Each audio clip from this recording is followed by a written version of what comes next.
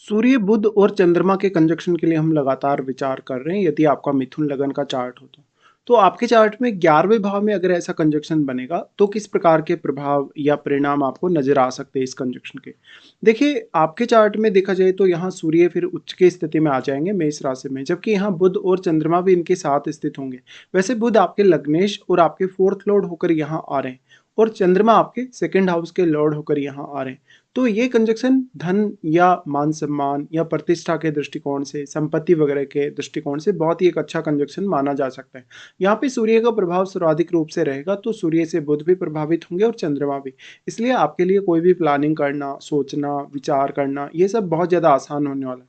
इसके साथ-साथ जीवन में आप किसी भी प्रकार की कोई भी एक्सपेक्टेशन रखेंगे, चाहे वो धन संपत्ति के मामले में है, आपका अपने रिश्तों के मामलों में है, उनको आप अच्छे से अचीव कर सकते हैं या उनको पूरा कर सकते हैं। इस प्रकार का कंजक्शन है तो आपको ये काफ़ी ज़्यादा शक्तिशाली बनाएगा। ऑलमोस्ट आपका जो कॉन्फिडेंस है, आपको जो विचार करने की क्षमता है, विश्लेषण करने की क्षमता है या सोचने की क्षमता है।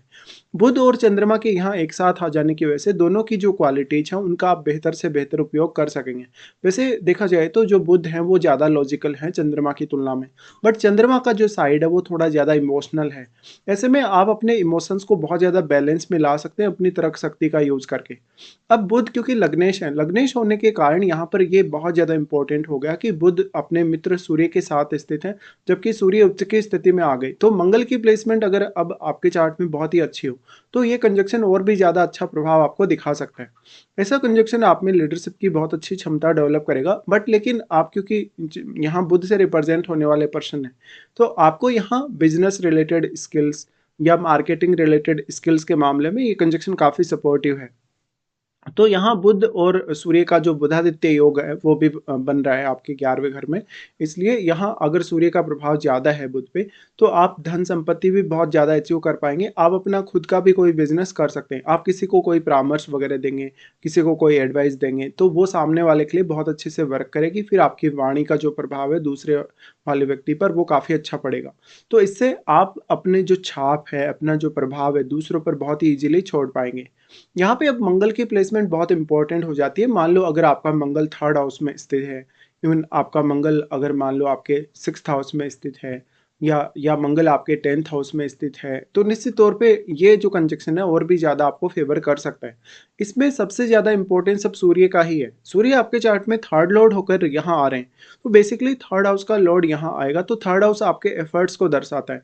आपकी खुद की जो श्रम क्षमता है या जो मेहनत करने की शक्ति है उसको दर्शाता है। अब ऐसा जो जातक होगा वो अपनी एक्सपेक्टेशन को पूरा करने या जो कुछ भी वो पाना चाहता है लाइफ में उसको पाने के लिए किसी भी हद तक जा सकता है। सूर्य अगर यहाँ बुध को अस्त कर रहे हो या चंद्रमा को अस्त कर रहे हो, उस केस में बुध और चंद्रमा दोनों को ही सूर्य से काफ़ी ज़्यादा पावर मिल जाएगी, जिससे इन प्लैनेट्स के जो रिजल्ट हैं और भी ज़्यादा प्रभावशाली तरीके से आपके सामने आएंगे।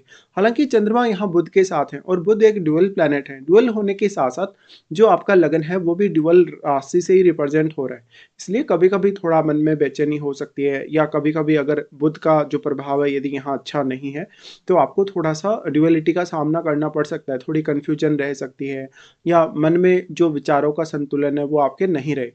इस केस में अब आपके जो संचार है आपका जो कम्युनिकेशन है उस पर काफ़ी ज़्यादा ही प्रभाव पड़ेगा। साथ में आपको सरकार से काफ़ी ज़्यादा फ़ायदा होने के चांसेस हो सकते हैं। किसी भी तरीके का कोई कॉन्ट्रैक्ट आपको मिले या आप राजनीति में भी सक्रिय रूप से भाग ले सकते हैं या एक बहुत अच्छे आप प्रवक्ता बन सकते हैं। इस प्रकार का जो जातक होगा उसमें बिज़नेस रिलेटेड स्किल्स काफ़ी होंगी। साथ-साथ में ऐसा कंजक्शन है तो जो तीनों का प्रभाव है वो आपके पंचम घर पे पड़ेगा। पंचम घर पे ये प्रभाव पड़ने की वजह से वैसे ये कंजक्शन क्योंकि 11वें घर में बन रहा है तो शेयर मार्केट वगैरह, लॉटरी, सट्टा वगैरह से रिलेटेड कार्यों को करके भी आप धन अर्जित ज़रूर ही कर सकते हैं। अब लेकिन ये कंजक्शन क्योंकि 11वें घर में बन रहा है तो आपका जो नेटवर्क है, जो सोशल नेटवर्क है या जिन लोगों के साथ भी आप जुड़े हैं डायरेक्टली, इनडायरेक्टली किसी भी तरीके से, उन लोगों की जो वैल्यू है आपकी लाइफ में या उनका जो प्रभाव है आपकी लाइफ में वो बहुत ही इंपॉर्टेंट होने वाला है। देखिए, यहाँ पे ऐसा जो व्यक्ति होगा अब काफ़ी ज़्यादा तेज़ बुद्धि वाला और वाणी वाला होगा। जातक थोड़ा मधुरभाषी हो सकता है क्योंकि चंद्रमा साथ है। तो चंद्रमा साथ होने से जो आपकी वाणी का प्रभाव है वो काफ़ी ज़्यादा सौम्य बन जाता है। अगर स लेकिन सूर्य ने अगर बुध को भी अस्त किया है, अगर यहाँ पे चंद्रमा भी अस्त है, तो थोड़ा-सा जो वाणी का प्रभाव है वो ज़्यादा कहीं न कहीं इफ़ेक्टिव होगा। लेकिन थोड़ा-सा कभी-कभी क्रूर या इगोइस्टिक नज़र आ सकते हैं आप। अब जो आपका प्रभावशाली जो एक नेटवर्क आपका नज़र आता है, सामाजिक रूप से आप काफ़ी ज़्यादा सक्रिय उसमें हो सकते हैं। बहुत लोग आपकी बातों से, आपके विचारों से प्रभावित भी हो सकते हैं। साथ-साथ में दूसरों का नेतृत्व करने की क्षमता या दूसरों को प्रभावित करने की क्षमता आप में बहुत ही ज़्यादा हो सकती है। फिर देखिए जो तीनों ही प्लैनेट हैं, सूर्य, बुध और चंद्रमा, इनका जो प्रभाव है वो आपके पंचम घर पे है।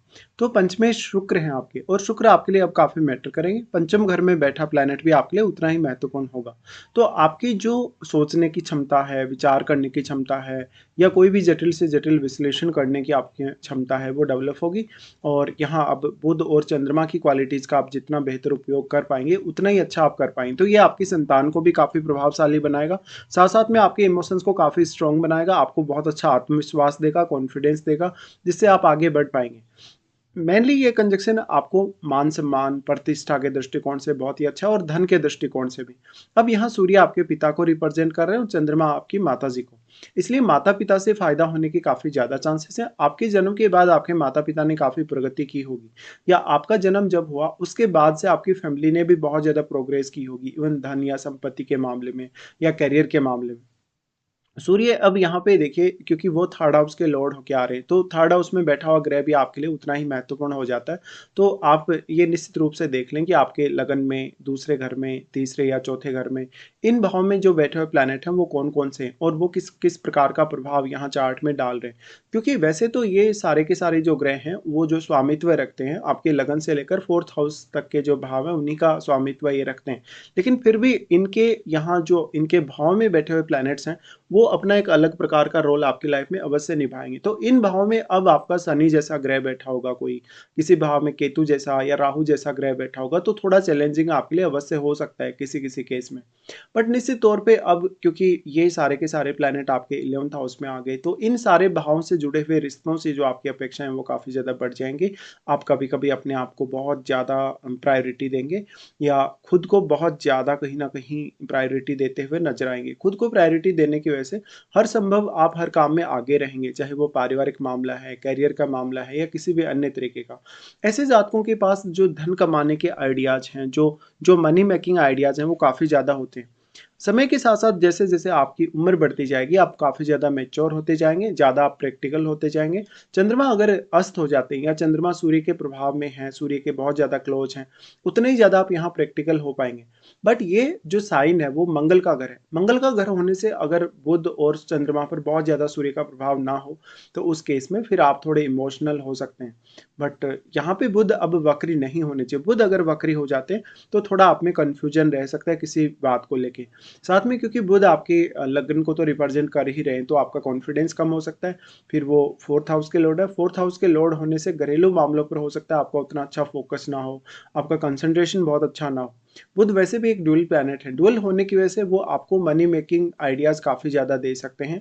आपको अर्निंग के मामले में काफ़ी स्टेबिलिटी भी ला सकते हैं। बट अब आपका जो पब्लिक के साथ रिलेशन है, लोगों के साथ जिस प्रकार का आपका व्यवहार है, वो काफ़ी मैटर करने वाला है।